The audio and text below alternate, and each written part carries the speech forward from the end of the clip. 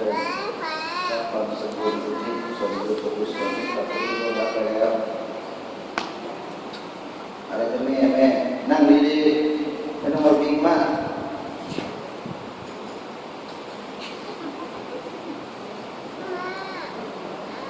แม่เมื่อ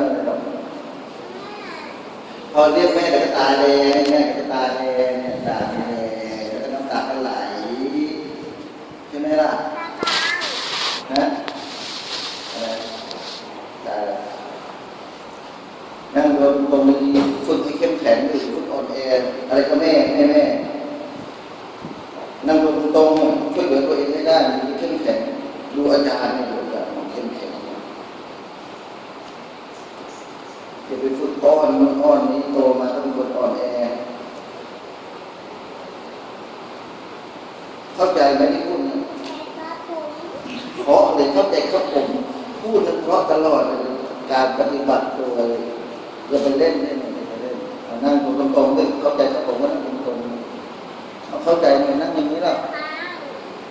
หันไปทางโน้นเขาจะชักของสกุลเข้าใจกันนั่งดีๆด้วย